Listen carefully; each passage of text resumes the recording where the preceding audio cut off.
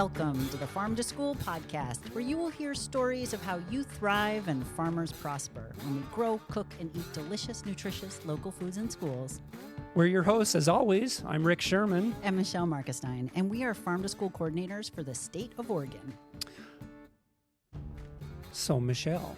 Yes, Rick, you've been out. You've been out and about in the world. I did. I was on assignment, as like we like to say, and I guess in our podcast world. I was on assignment in Nevada outside of Las Vegas for 2 events. And this first one we're talking about today, I was invited to see the world's largest student farmers market.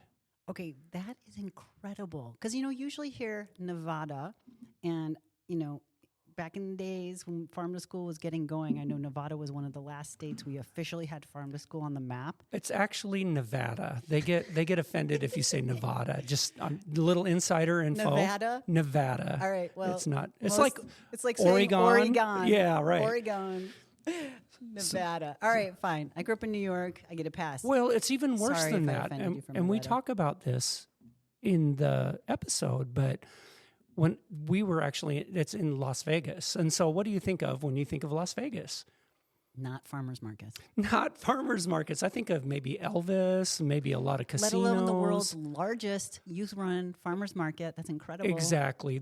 You will be blown away by our next 2 episodes, because this was the brainchild of a nonprofit called Green Our Planet. Mm-hmm. And they sought out to make this farmers market and to do it in all 50 states. So I talked to them about maybe bringing this idea to Oregon. So that's something we're percolating on. But this student farmers market was in a suburb of Summerlin, Nevada, which is like on the outskirts of far away from the Strip. And it represented 50 schools and 500 elementary age students. Wow. And all selling their wares. They were selling fruits and veggies. They were selling little garden knickknacks that they made. 500 little salesmen running around and grabbing you and bringing you to their booth and showing you all that they had. It was a wonderful thing. So I was able to interview 2 groups of elementary students from a couple of the schools. I'm so inspired by that entrepreneurship and leadership they did, and I can't wait to hear about it. Yeah. Well, let's get into it. Let's listen to it and enjoy the episode. I am with 3 very special guests today. I'm with Rico.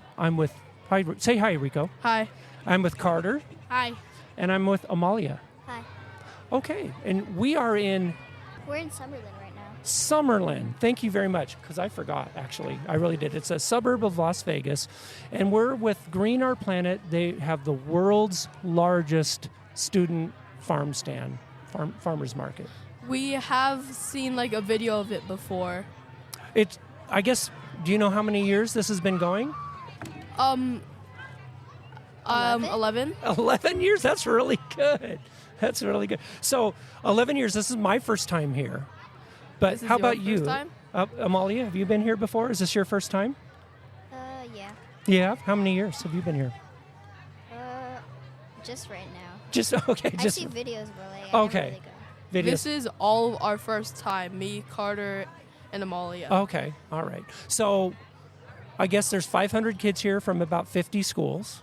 And if I could, we're not on YouTube or anything, but I could paint a picture. There's all these tents, and everybody is selling stuff they made or stuff they grew in their gardens. Yes, I'm seeing lots of handmade stuff by students, and they look really good. Okay. Yeah, really cool. It's so nice. And it's like 85 degrees down here today, which I'm from Oregon, and it's freezing cold back there.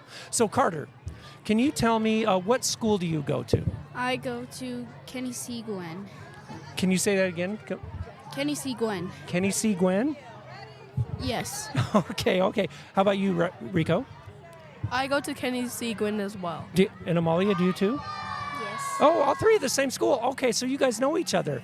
I was just assuming we were going to be pulling kids from different schools, so this is really good. So that's cool. So are you guys in the same class? Me and Carter have the same first period. I have not seen Amalia before, though. Carter's in my 5th, 6th period. Okay. Hey, Carter, what grade are you guys all in? 6th. You're all in 6th grade. Okay. So going into middle school next year, or? We are in 6th grade right now, middle school. That is middle school. Okay. That makes sense. Okay. All right. 6, 7, 8. Great. Okay. So, Amalia, tell me a little bit about your school garden. Our school garden, since we don't really have that much room right now, we use hydroponics, which is growing things inside with water. And Yes. it's great whenever you don't have any room, you know. Yeah. What are, Amalia, what are some of the things you grow in your hydroponics? We grow kale, squash, radishes, alfalfa. Okay. Alfalfa. Hey, Carter, can you tell me what do you do with some of that produce that you grow? We either sell it to the staff, Mhm. have some students bag it up, or right now, while we're doing, and we also grow red mustard. Oh, red mustard? Nice. Is it spicy? I never tried it. Okay. Rico, is this your first year doing stuff with your school garden, or did you do it as a 5th grader or earlier? So back in 5th grade, we used to have a garden outside that we took care of sometimes with my class. Yeah. Although I never really went on any trips to sell it or anything. Okay. So this is my first time. Okay. Do you want to do anything with gardening, like at your home or after middle school? Have you ever thought about doing anything else with gardening? No, but my sister is actually trying to get my parents to take out the rocks from my backyard and put some gardening soil in it. Yeah. I know for me, I've been down here before, and it's so hot for me, and it's really tough. Like, I can be in my garden in Oregon. I could leave for a week and not water it, and I can come back. It's fine. I don't think you guys can do that down here. Like, the sun will just go scorcho on everything and just destroy everything. It's pretty hot down here to garden, isn't it, Amalia? Yeah, it is. Really. Pretty hot. So, and that's okay. I've noticed you guys really take care of your gardens really well. You really realize you get after it, and you have to water and shade things and make your own soil, because the soil is really, really hard and clay-like. Correct? Is that right? Yeah, but we use hydroponic system. That's true. I keep forgetting about that. A hydroponic system, it flows water through, so it has like 3 levels, each with like little spots for a plant, and the system pumps some water with a solution through that has nutrients, Okay, cool. and it works better than standard gardening, and it uses 90% less water, Nice. which is really good, considering that only a small percentage of the water, of natural water on Earth, is actually drinkable. Oh my gosh, thank you so much for that. You guys are so sharp. I can't believe it. So, Carter, about how big is your hydroponic system? Does it fit in a classroom pretty well? Do you know? Yeah. Is it a size of a refrigerator, a car? Refrigerator. I haven't Okay. seen them. Okay, yeah. And Carter, how quick do the things grow in there? A week. About a week. Okay, that sounds great. Do you have any questions for me? So this isn't your first time being on the podcast? No, sir. Not my first rodeo. No. All right. Do you have any questions? Yeah, go ahead, What Amalia. plants do you grow in Oregon? Thank you. That's a good question. Probably a lot of the same plants we grow here. We grow specialty crops because the seeds, we don't want to cross-pollinate with other crops, because things can go kind of sideways and weird when they do that. But we grow lots of tomatoes and green beans and cucumbers and just veggies and lettuce. My town I lived in used to be the mint capital of the world, but now a lot of the mint is grown in China, I understand. So not so much anymore. But fun fact, when I used to go to bed at night, I'd wake up feeling like I was chewing spearmint gum because all the mint in the air and stuff. It smelled really nice. It was really cool. So mint was a big I thing. can honestly relate to that because back in California, we had a mint plant inside the house, and whenever I woke up, my mouth would always feel like so minty. Then when I go to drink some orange juice, it's just, ow. That's a neat thing about gardening. A lot of things you grow, you don't normally eat, right? And you grow in a school garden, you could try it and go home and tell mom and dad about it. What's your Rico? What's your favorite thing to grow in the school garden that you like in your hydroponics lab? My favorite thing to grow in the school garden definitely has to be the cilantro, because cilantro is used in so many different dishes that I've tried before, and they're all just amazing with the cilantro. Okay. I've tried them without the cilantro, and it does not taste the same at Okay, all. that's good. How about you, Amalia? What's your favorite thing to grow? I would say the kale and the radishes. Kale and radishes. They grow pretty quick, those radishes too, huh? Carter, same thing for you. What's your favorite thing to grow? Cilantro. Cilantro. Okay, cool. I love cilantro too. Well, you guys, I want to thank you guys so much for stopping by. Make sure you listen to the podcast and share it with your teachers and all your classmates. Okay. We will. Okay. We will, definitely. Not a doubt. All right. Thanks, you guys. Bye-bye now. All right, Bye. bye. I am back at the world's largest student farm stand in Summerlin, Nevada, and I have three wonderful young ladies with me from. Well, I'll just let you guys introduce yourself. Emma. We are from Roger Bryan. I am 10 years old. Oh, okay. And I'm in 4th grade. Fourth grade. Oh, okay. All right. Good deal. And yeah, so that was Emma, and you are. I'm Jaden, and I'm the same age as Emma, and I'm also in 4th grade. And our last wonderful young lady. Yes. My name is Haley, and I'm also 10 years old. And a fun fact about me is that I played piano for 2 years. You played piano? Oh, very cool. Can you do any tricks or anything like that? I'm a gymnast, but I switched from gymnastics to ninja, but I still do a little bit of gymnastics. I didn't know being ninja was a thing. Like you can switch from gymnastics to ninja. That's really cool. Well, basically what you do is, like, if your class gets, like, to a short amount of people, they can change your class to a different class, and they add you to a new class Okay. and change that class's name. Okay, that works. And then Emma, same thing for you. I'm from gymnastics, and here I do dance dynamic. So we're here today to talk about your school garden. So Jaden, can you tell me about what happens at your school? Is it only hydroponics? Do you have an outside school garden? What? We have an outside school garden, and we also, the garden is planted by colors.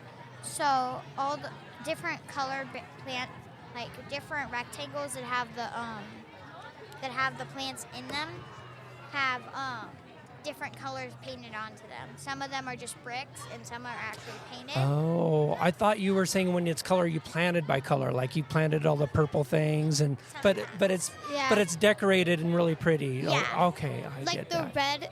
red one has all the leafy greens like celery and Okay. Yeah. yeah. And Okay.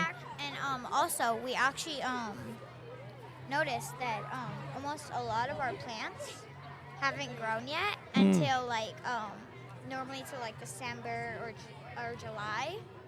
And we're really excited for May because we're going to have another farmers market. We don't know if it's going to be here, like at a different actual field trip, or at our school. Okay, that's really good. Good, you guys can do that. Now, it's so funny you said, "Oh, we got to wait until December." I'm from Oregon, and in Oregon we have snow on the ground, and we cannot grow anything until at least May. And we through our hot summer months when it's 75 or 80 or something in June, July, that's when we grow. And then by September, October, we're done. But it's so nice here. You have like a year-round growing season. Yeah. That's really cool. So, Haley, tell me a little bit, what is your favorite thing to grow in your garden? I like growing sunflowers because you can also cut the dead ones off, and they're really beautiful. Yeah. Do you do anything with the seeds? So, I don't think so. You don't roast them or just feed them to the birds or? Yeah, I just feed them to the birds. Okay, that sounds really good. We also sometimes what we do, we actually had for what we're selling right now, we have these little like flower wreaths made of plastic bottles, and we cut them, and then we're actually, I think there's like seeds on top of them. Oh wow. So basically, they're also bird feeders. Oh, are they in your booth today? Do you have them in your booth? Yes, I think we might have almost sold out, but Yeah. we should still have a couple. That's cool. I can't bring any on my plane anyway, probably, but yeah, I've seen amazing stuff over here too. So Emma, how about you? What do you like about your school garden? What do you like to grow? I like to grow celery and rosemary and sunflowers, but since we don't have that many sunflowers, but somehow we are growing some wildflowers. Oh, nice. Yeah. And they're really beautiful. Yeah.